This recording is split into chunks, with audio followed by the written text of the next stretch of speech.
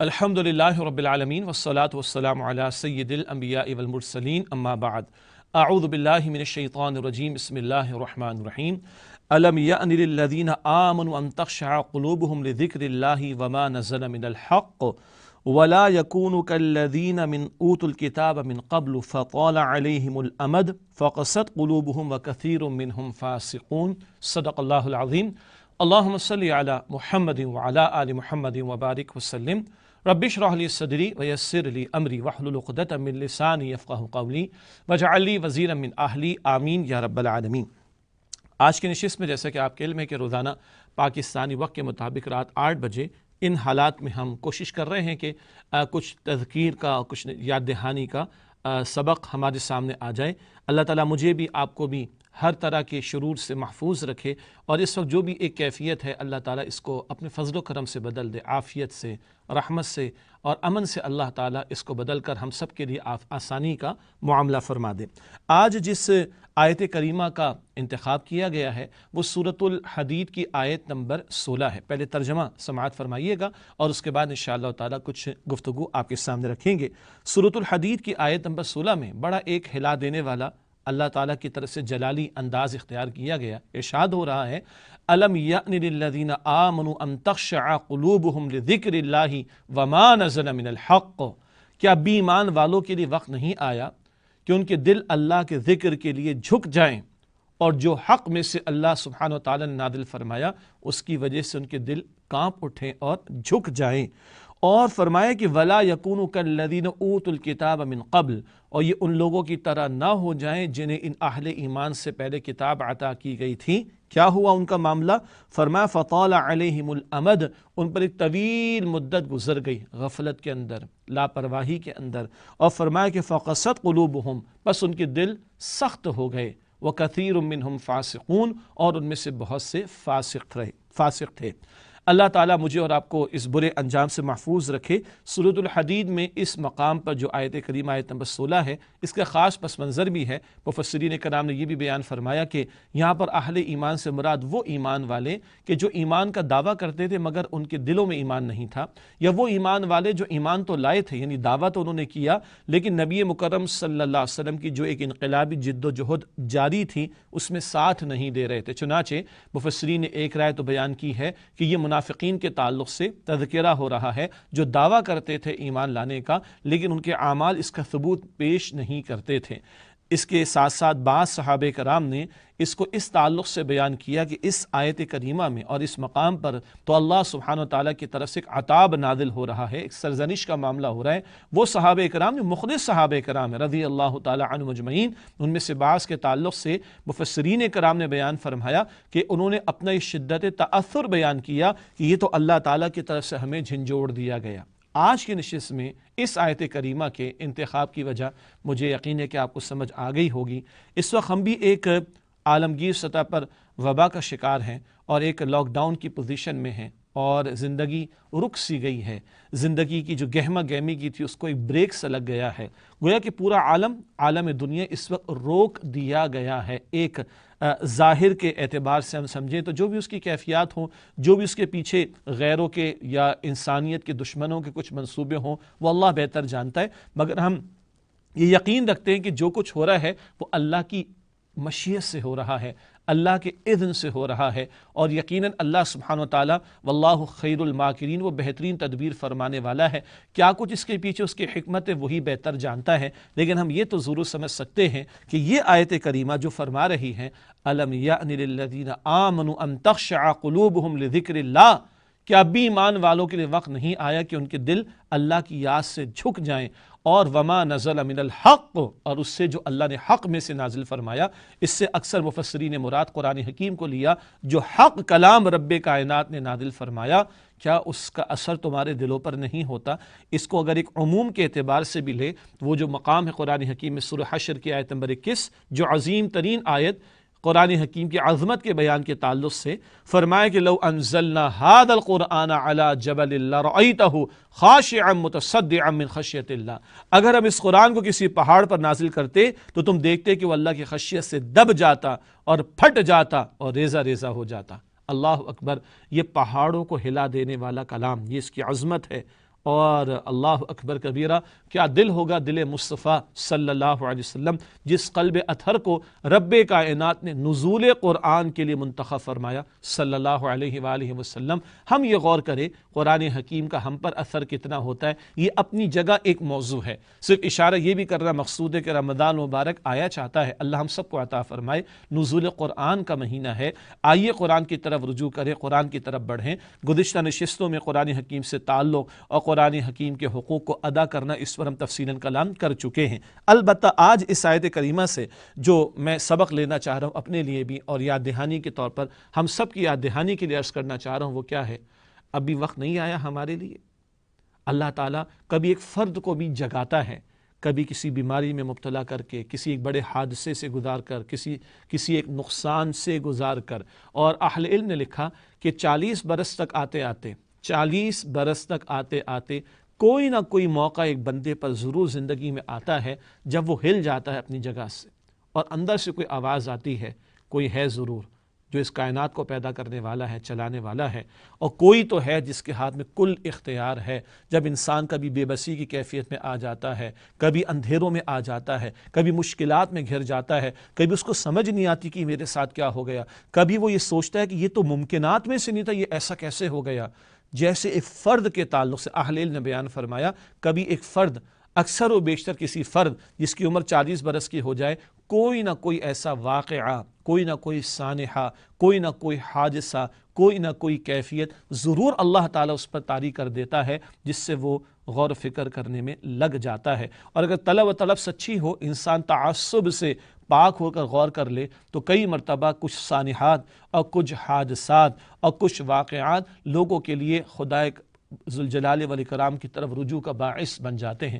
ایک صاحب سے وہ ہمارے ہاں آیا کرتے تھے قرآن اکیڈمی کی کلاسز میں، جب سب سے تعارف ہوا تو ان سے بھی ایک تفصیلی تعارف ہوا، کیسے زندگی میں چینج آیا۔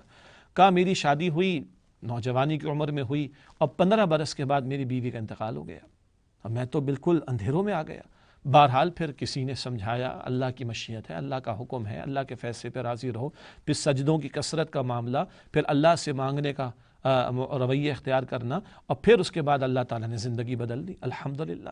کبھی کسی کی اولاد چھوٹی عمر میں اللہ تعالیٰ نے واپس لے لی، وہ بندہ سناٹے کے اندر آ گیا، پھر دل نرم ہوا، اللہ کی طرف پلٹ آیا۔ کبھی کسی کا بہت بڑا ایک حادثے کا معاملہ ہوا اور اس کو احساس ہوا کہ میں نے کتنے لوگوں کا مال ہڑپ کیا، اس کو احساس ہو گیا کہ میں نے کتنے لوگوں کے ساتھ زیادتی کی، کچھ دل نرم ہوا، اللہ تعالیٰ نے پلٹ دیا، زندگی کو بدل دیا۔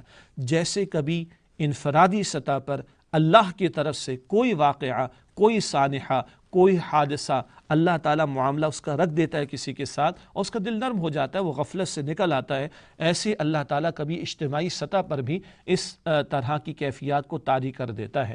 اور میرا خیال ہے اور مجھے امید ہے کہ آپ میری بات سے اتفاق کریں گے، اس وقت جو ایک عالمگیر سطح پر تصور، مطلب آج سے 6 مہینے پہلے کو سوچ سکتا تھا حرمین شریفین اللہ اکبر لاک لگ جائے گا، مساجد کو تالے لگ جائیں گے، لوگ اپنے گھروں سے باہر نہیں نکل سکیں گے، دنیا میں ایک ہی وقت میں فضا میں، اسپیس میں یا آسمان کی بلندیوں میں کہہ لیجئے 7,000 ہزار ہوائی جہاز ایک وقت میں فلائی کر رہے ہوتے تھے، یہ رک جائے گا سارے کا سارا سلسلہ؟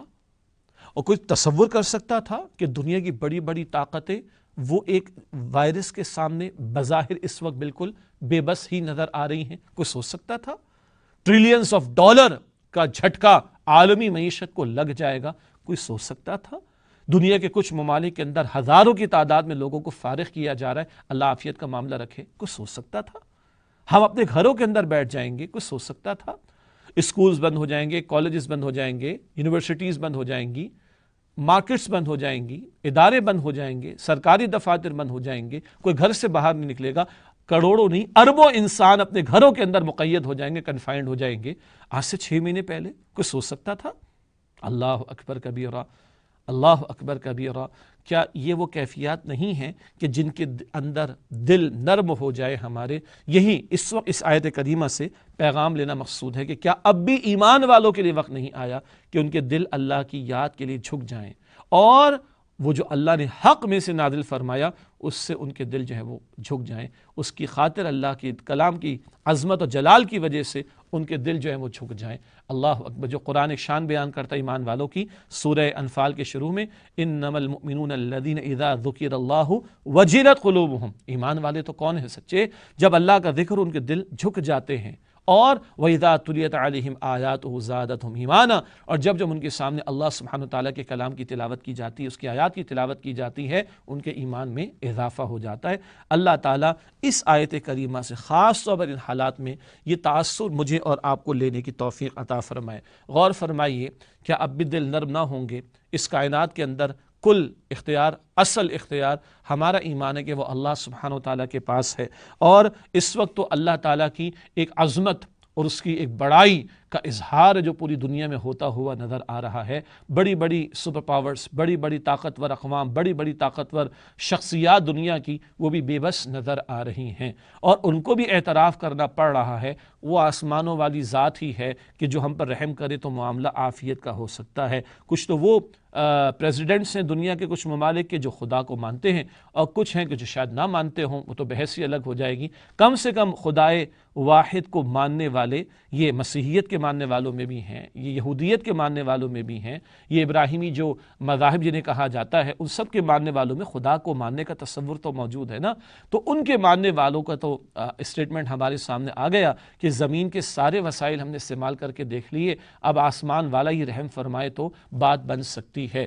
آج یہ کلپ مجھے، بلکہ کل رات ایک کلپ کچھ حضرات نے شیئر کروایا، آئی ڈونٹ نو وہ شاید فرانس کا ہوگا، کیونکہ وہ جو لینگویج لکھی ہوئی نظر آ رہی تھی وہ مجھے فرینچ سی محسوس ہوئی، اور کہنے والا کسی اسٹیٹ کا، کسی جگہ کا گورنر تھا، اور انگریزی میں خیر وہ اسپیچ جاری تھی، اور اس نے کہا کہ ہم بہرحال چرچ تو بند نہیں کریں گے، سینیگوگ جو کہ یہود کی عبادت گاہ کہلاتی ہم بند نہیں کریں گے، ہاں لوگ چاہے ورچولی بیٹھ کر یا آن لائن بیٹھ کر کچھ اللہ کو یاد کر لیں، اگر کچھ لوگ آ بھی جائے عبادت گاہوں میں تو ہم ان کو تو بند نہیں کر سکتے، اور چاہے وہ سوشل ڈسٹینس اختیار کر لیں، کرنے کا کام اس وقت تو یہی ہے، اللہ کو خدا کو پکارا جائے، اس کی طرف رجوع کیا جائے۔ کل رات ہی یہ ایک کلپ مجھے ایک صاحب نے، بلکہ 2-3 حضرات نے شیئر کروایا، یقیناً آپ تک بھی پہنچا ہوگا۔ بہت کچھ پازیٹیو باتیں بھی اس وقت ہمارے سامنے آ رہی ہیں۔ یہ تو میں ان ممالک کی بات کر رہا ہوں جو اس وقت بھارت غیر مسلم ممالک ہیں، مگر ان کے ہاں بھی یہ بات چل پڑی ہے، اور دنیا کے بڑوں کی بے بسی ہمارے سامنے آ رہی ہے، بڑوں کی بے بسی ہمارے سامنے آ رہی ہے، اور اس وقت جو ترقی یافتہ ممالک کے اندر ہم ان کے لیے بھی دعا کریں گے، ہم تمام انسانوں کے لیے دعا کریں گے کہ اللہ سب کو اپنے حفظ و امان میں رکھے اور ہدایت بھی عطا فرما دے، ان کے بھی دل نرم ہو جائیں، ہمارے بھی دل نرم ہو جائیں، ہم جو ہدایت والے ہیں یعنی کلمہ گو ہیں، ہم اللہ کی طرف اور رجوع کرنے والے بن جائیں، اور جو ابھی اللہ کو نہیں مانتے یا رسول مکرم علیہ السلام کی طرف متوجہ نہیں، ان کے دل نرم ہوں اور وہ بھی ہدایت کی طرف آج ہم سب کے لیے دعا کریں۔ لیکن عرض یہ کر رہا تھا کہ بڑوں کی بے بسی ہے جو اس وقت ہمارے سامنے آ گئی ہے۔ پھر سوال وہی ہے کہ دل نرم نہیں ہوں گے؟ گزشتہ نشستوں میں اور دیگر شارٹ لسٹ میں بار بار گفتگو سامنے آئی ہے، کبھی کچھ لوگوں نے کہا کہ جی تکرار ہو رہی ہے باتوں کی، اللہ اکبر کبیرہ، برا نہ مانیے گا، مطلب یہ کہ روزانہ ہم لوگ کال کسی کو ملاتے ہیں، اور جب کال ویٹنگ پر ہوتی ہے تو ہاتھوں کو دھونے کا میسج، سوشل ڈسٹنس کا میسج دن میں 36 مرتبہ سن رہے ہیں کہ نہیں سن رہے؟ ادھر سے ایس ایم ایس آ رہا ہے، ادھر سے ایس ایم ایس آ رہا ہے، میسج الرٹ آ رہا ہے، کورونا وائرس کے حوالے سے آ رہا ہے، پی ٹی اے والوں کی طرف سے آ رہا ہے، اخبارات کے اندر میسیجز آ رہے ہیں، سوشل میڈیا پر میسیجز آ رہے ہیں، ٹیلی ویژن کی اسکرین پر میسیجز آ رہے ہیں، سب کچھ ہو رہا ہے۔ تو بھائی جب اتنی تکرار ہو رہی ہے ظاہر کی احتیاطوں کے اعتبار سے، تو الحق ذات رب کائنات اس کی طرح متوجہ کرانے کے لیے اور متوجہ ہونے کے لیے ان باتوں کو دہرانے کی ضرورت نہیں ہے کیا؟ عجیب بات ہے، مطلب معاف کیجیے گا، مجھے جو لوگ دین سے محبت رکھتے ہیں اور دین کی نسبت رکھتے ہیں ان سے تو یہ شکوہ نہیں، انشاءاللہ وہاں تو یہ معاملہ نہیں ہوگا، عموم کے اعتبار سے کہہ رہا ہوں جی، جو یہ توبہ کا ذکر آپ کو زیادہ ہی نہیں کر رہے، ہر دن آپ جو ہے توبہ کے بارے میں بات کر رہے ہیں، ہر دن آپ جو ہیں وہ آیت میں نے سنا نہیں آپ کو دوبارہ۔ اللہ کے بندو، یہ اس قدر جو خطرناک صورتحال ہو گئی ہے، اور اس میں بچاؤ کی تدابیر کو اختیار کرنے کے لیے صبح شام دن رات میسیجز چل رہے ہیں، تو ہمارا جس ذات پر ایمان ہے، رب کائنات، خالق کائنات، جو آئے ہوئے عذاب کو بھی ٹال دینے پر قادر ہے، جو کسی شے کی تاثیر کو روک دینے پر بھی قادر ہے، اور وہ علی کل شیء قدیر ہے، اس کی طرف توجہ کرنے اور کرانے کی تو بہت زیادہ ضرورت ہے۔ رہا دہرائی اور اعادہ اور یاد دلانا، تو آج کل جس کو ہم مارکیٹنگ کہتے ہیں وہ اس کا دوسرا نام کیا ہے؟ ہر چیز بار بار اتنی بار لوگوں کے دماغوں پر اس کو ڈالو، ان کی نگاہوں کے سامنے سے گزارو کہ جب وہ کسی سپر مارکیٹ پہ جا کر کھڑے ہوں تو فوراً فلاں پروڈکٹ کا نام ان کی زبان پر آ جائے۔ ایسے ہی ہے نا؟ تو ہمارا دین تو حقائق کو بیان کرتا ہے، اصل مسائل کو بیان کرتا ہے، اور قرآن کہتا ہے سورہ ذاریات کی آیت نمبر 55 میں وَذَكِّرْ فَإِنَّ الذِّكْرَ تَنفَعُ الْمُؤْمِنِينَ، اور اے نبی صلی اللہ علیہ وسلم نصیحت کیجیے، بے شک نصیحت کرنا، یاد دہانی کرانا اہل ایمان کو نفع دیتا ہے۔ بہرحال دلوں کی نرمی کی بات آ رہی تھی، یہی وہ پیغام ہے جو بار بار قرآن حکیم کی کچھ آیات کی روشنی میں عام کرنے کی کوشش کی جا رہی ہے۔ سورہ الروم کی آیت نمبر 41 میں اللہ فرما رہا ہے کہ ظہر الفساد فی البر والبحر بما کسبت ایدی الناس لیذیقہم بعض الذی عملوا لعلہم یرجعون، خشکی تری میں فساد مچ گیا لوگوں کے کچھ کرتوت اور گناہوں کی وجہ سے، تاکہ اللہ ان کے بعض اعمال کا، بعض گناہوں کا مزہ انہیں چکھائے، لعلہم یرجعون، تاکہ وہ لوٹیں اللہ سبحانہ وتعالیٰ کی طرف۔ تو اس وقت بھی کیفیت کیا ہے؟ یہ دل نرم ہو جائیں اور اللہ کی طرف ہم متوجہ ہو جائیں، یہ اس کیفیت کے طاری کر دیے جانے کی ایک بہت بڑی حکمت سمجھ لیجئے کہ سامنے آ رہی ہے کہ ہم اللہ کی طرف رجوع کرنے والے ہو جائیں۔ سورہ انعام میں ذکر آتا ہے، سورہ اعراف میں ذکر آتا ہے، بستیوں پر عذاب آئے چھوٹے چھوٹے، سختیاں آئیں، تکالیف آئیں، کس لیے؟ لعلہم یضرعون، لعلہم یتضرعون، لوگ روئیں اللہ کے حضور، گڑ گڑائیں اللہ سبحانہ وتعالیٰ کے حضور۔ تو کیا اب بھی ایمان والوں کے لیے وقت نہیں آیا کہ ان کے دل اللہ کی یاد کے لیے نرم ہو جائیں؟ توبہ کا معاملہ، استغفار کا معاملہ، اللہ سے گناہوں کی معافی مانگنا، اللہ کے حضور رونا، اللہ کے حضور گڑ گڑانا، استعینوا بالصبر والصلاۃ، صبر اور نماز کے ذریعے اللہ کی مدد حاصل کرنا، اور اللہ تعالیٰ کو پکارنا، اللہ کی طرف رجوع کرنا، یہ اسباق ہمارے سامنے آ تو رہے ہیں۔ آج موقع ہے، اور یہ موقع ہے کہ فرصت بھی کچھ میسر آ گئی ہے، ذرا دروبینی کا بھی موقع ہے، اپنے اندر جھانکنے کا بھی ہمارے لیے موقع ہے، اپنی اسکروٹنی کرنے کا موقع ہے، اپنا سیلف آڈٹ کرنے کا موقع ہے۔ اللہ تعالیٰ اس موقع سے مجھے اور آپ کو فائدہ اٹھانے کی توفیق عطا فرمائے۔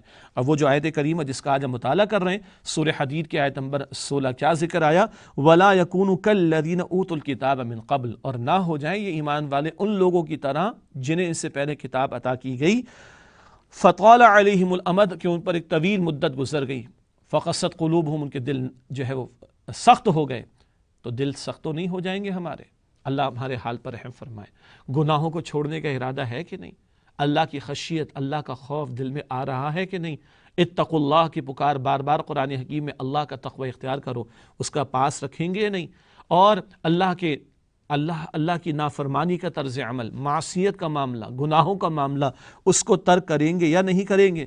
وہ اللہ جو بتاتا ہے کہ ما اصاب من مصیبت فبما کسبت ایدیکم ویعفو عن کثیر، اے لوگوں جو مصیبتیں تم پر آتی ہیں، مصائب تم پر آتے ہیں، مشکلات تم پر آتی ہیں، یہ تمہارے کرتوتوں کی وجہ سے ہے۔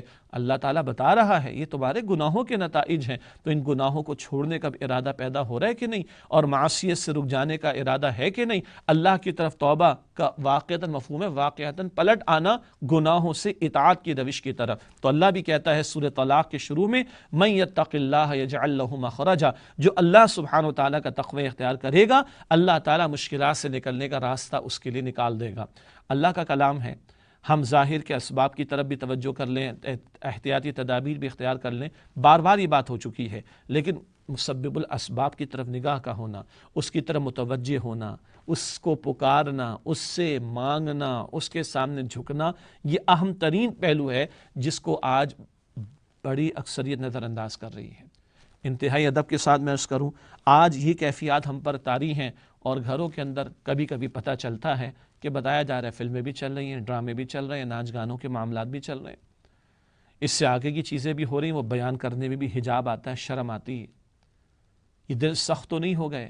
اور کیا شے ہمیں ہلائے گی؟ اللہ نے بڑے بڑوں کی بے بسی کو ظاہر کر کے دکھا دیا، اللہ نے پوری گہما گہمی زندگی کی روک کر دکھا دی، اور پھر وہ درد دل بار بار زبان پر آ ہی جاتا ہے۔ اب تو مساجد بھی لاکڈ ہیں، لاک کروا بھی دی گئی ہیں،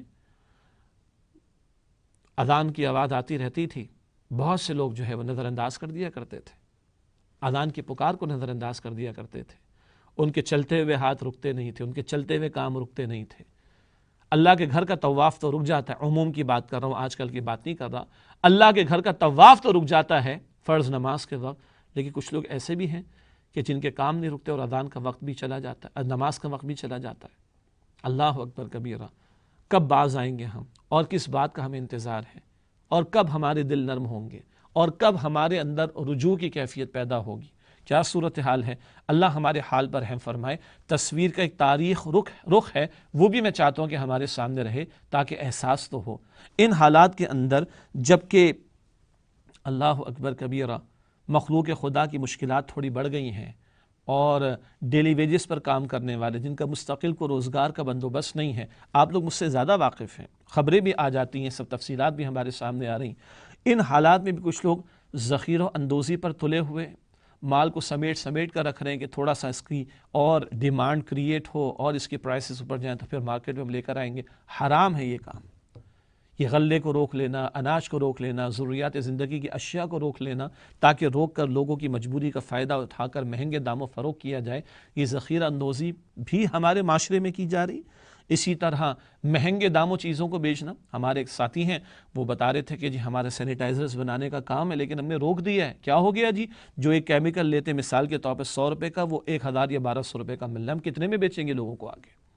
کیا ہم لوگوں کی بد دعائیں لیں گے؟ استغفر اللہ۔ تو انہوں نے بنانا ہی چھوڑ دیا، ان کو تو یہ احساس ہو گیا، لیکن پیچھے سے کون مہنگا کر رہا ہے اس چیز کو؟ اور اینڈ پروڈکٹ جہاں پہ جانا ہے، یا جو اینڈ یوزر جس کے پاس اس پروڈکٹ کو جانا ہے، اس کے لیے شے جو ہے وہ 10 گنا 15 گنا 20 گنا مہنگی ہوتی چلی جائے۔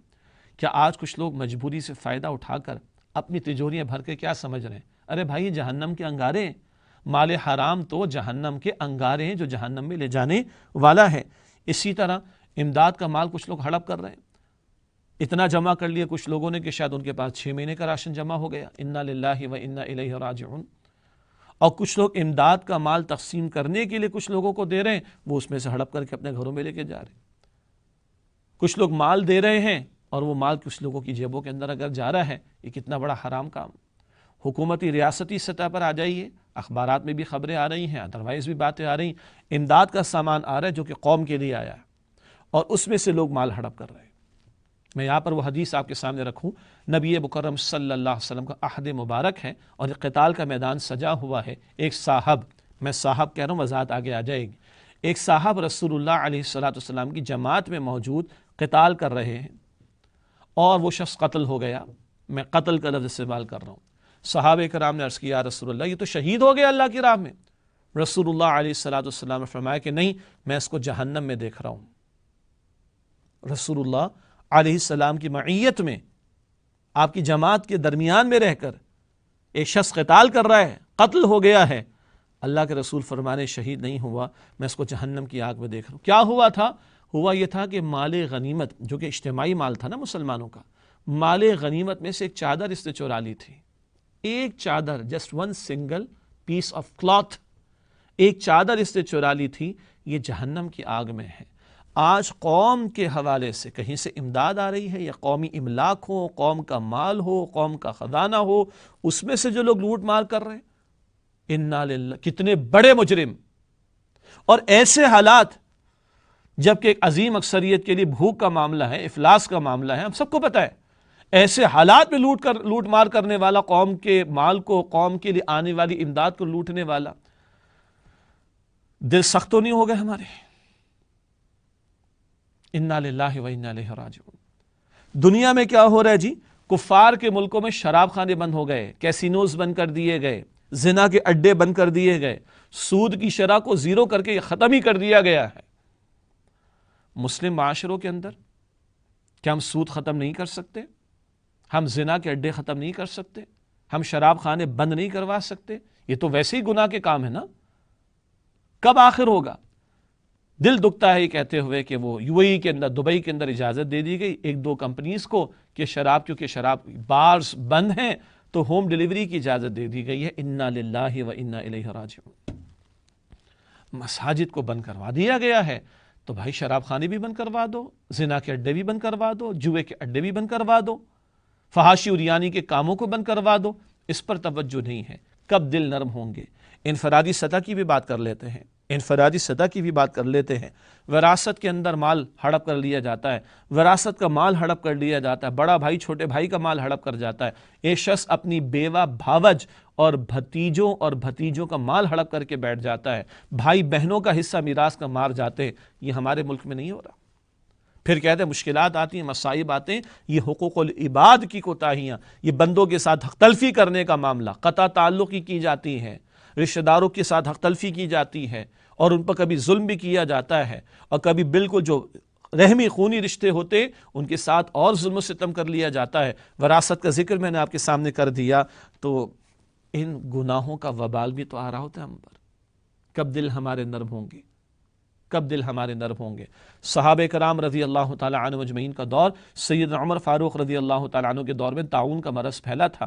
کچھ وقت کی بات ہے، حضرت معاذ رضی اللہ تعالیٰ عنہ کے ہاتھ میں ذمہ داری آئی اور انہیں خطبہ عطا فرمایا کہ لوگو اللہ کی طرف رجوع کرو، لوگو حق تلفیوں کی معافی مانگ لو، اگر قطع تعلق کر بیٹھو جاؤ اپنے بھائی سے، گھر والے سے، رشتہ دار سے مصافحہ کرو، معانقہ کرو، اس سے معافی مانگو۔ کسی کا حق مار بیٹھے ہو تو اس کا حق ادا کرو، کسی کا قرض کھائے بیٹھے اس کا قرض ادا کر دو۔ اس کیفیت میں جب طاعون کا مرض پھیلا تو بڑی شدید اللہ اکبر وبا کا معاملہ تھا، اس وقت انہوں نے خطبہ عطا فرمایا۔ آج ہمیں بھی توجہ یہی کرنی ہے کہ رجوع کریں اللہ سبحانہ و تعالی کی طرف۔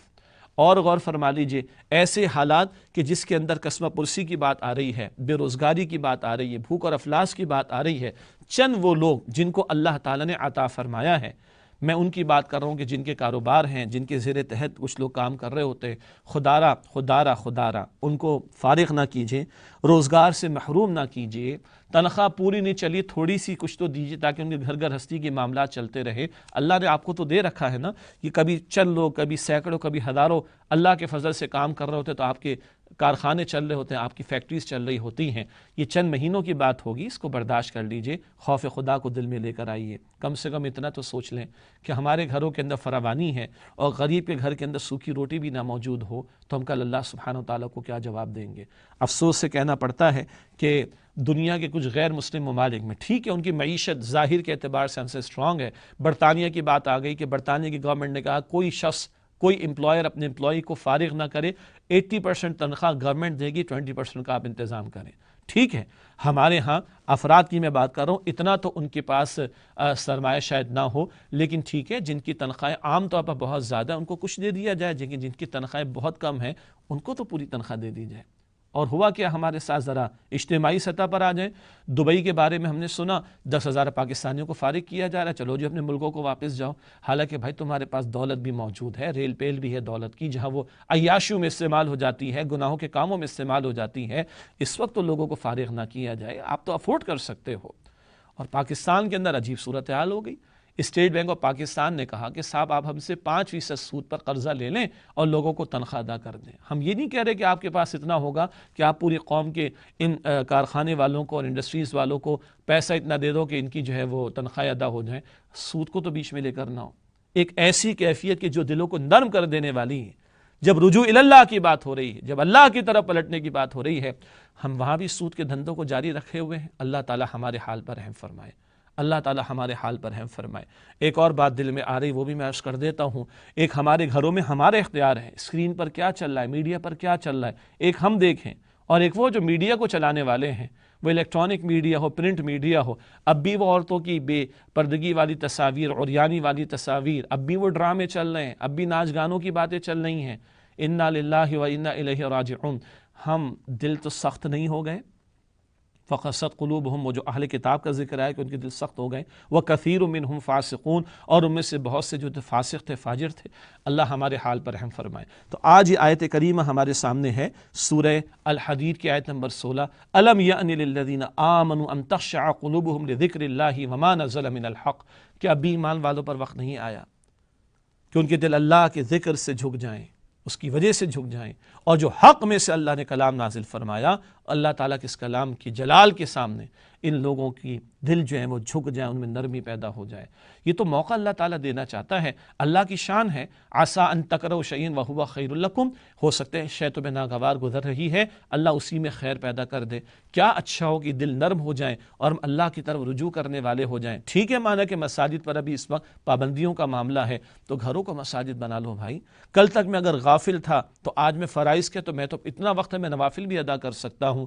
اگر یہ کروڑوں لوگ نمازی ہو جائیں، اللہ اکبر کبیرہ، اللہ کی طرف رجوع کرنے والے ہو جائیں، کتنا خیر آ جائے گا۔ ہم جن گناہوں کا ذکر اشارتاً کیا، انفرادی سطح کے گناہ، اجتماعی سطح کے گناہ، ان سے اگر ہم باز آ جائیں تو اللہ بھی کہتا ہے من یتق اللہ یجعل لہ مخرجا، جو اللہ کا تقوی اختیار کرے، گناہوں کو چھوڑ دے، اللہ مشکلات سے نکلنے کا راستہ پیدا فرما دے گا۔